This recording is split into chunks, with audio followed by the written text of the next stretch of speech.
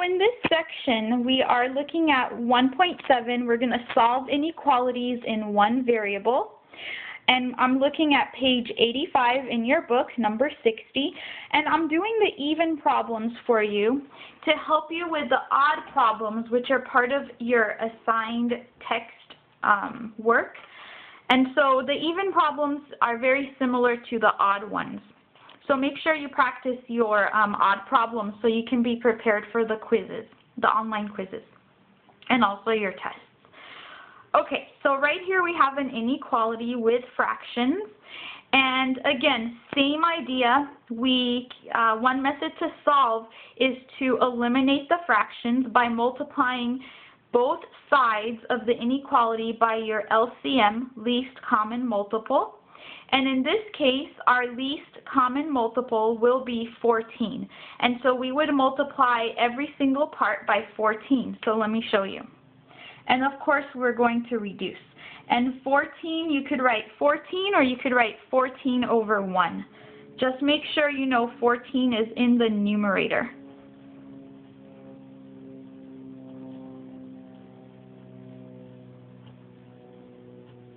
Okay, so multiply all four parts by 14. Okay, we're going to start by reducing. So I noticed that we can reduce the 7 and the 14. That'll eliminate the fraction here. 7 into 14, that's 2. And we need to make sure we multiply that by the 4x. We'll do that in the next step. Minus, and we're going to multiply 14 times 3. That's going to give us 42.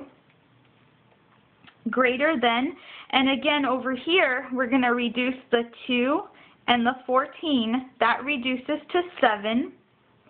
Make sure you use parentheses because we need to distribute the 7 in the second step. Okay, so we have that. Fractions gone here as well. Minus, and we're going to multiply 4 times 14, which gives us 56. Okay. So first step is done. We have eliminated the fractions. Next step, we want to multiply here and use the distributive property on this side. So let's go ahead and do that. We have 8x minus 42 is greater than, and we distribute 7x minus 42 minus 56. Okay, next step. You want to combine your like terms. So let's go ahead and do that. And so we have 8x minus 42 is greater than 7x minus 98. Okay. From here, we're going to solve. I'm going to subtract 8x from both sides.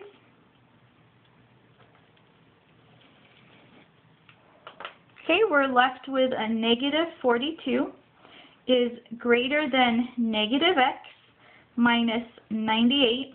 We're almost done.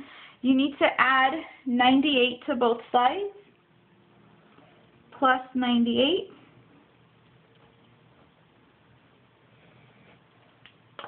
Okay, so on the left side, we're going to be left with 56 is greater than negative x. And at this point, you want to remember that when you're trying to solve for your variable, you want your variable to be positive. And over here, we have a negative x. So we have two choices. You can, 1, divide by negative 1 on both sides, or 2, multiply both sides by negative 1. It doesn't matter which one you do because you will get the same answer. I am going to divide both sides by negative 1. And remember that if you divide both sides of your inequality by a negative number, you have to change the direction of your inequality symbol, which will now give us a negative 56 is less than positive x. And now this is solved. Notice a few things. One, when we solve here, our variable happens to be on the right side, which is okay. But if you want your variable to be on the left side, which is the case more often, you can rewrite this. So an equivalent way to write our solution would be, so this says that x is greater than negative 56. So I can write the same thing, x is greater than negative 56. Okay, so these two are equivalent. You only need to write one of them when you're writing this for your test or your final. So just one of these is fine, but just wanted to show you that you can write your answer two different ways. Another important part of this problem is that we can represent our answer in interval notation, and we can also represent our answer using a number line. Let's do the number line first and then the interval notation second. So for the number line, we would just draw a number line, and we just include negative 56. Go back to what the answer says. The answer says x is greater. Everything greater than negative 56 is on the right side. And we're going to use a parentheses, and we're going to shade in the right side. So all these numbers here will solve the inequality. All these numbers are greater than negative 56. You want to make sure you use a parentheses as opposed to a bracket, because the parenthesis is used when you do not have the equal symbol. If we had the equal symbol, we would have to use a bracket. And the parentheses also means that negative 56 is not part of our answer.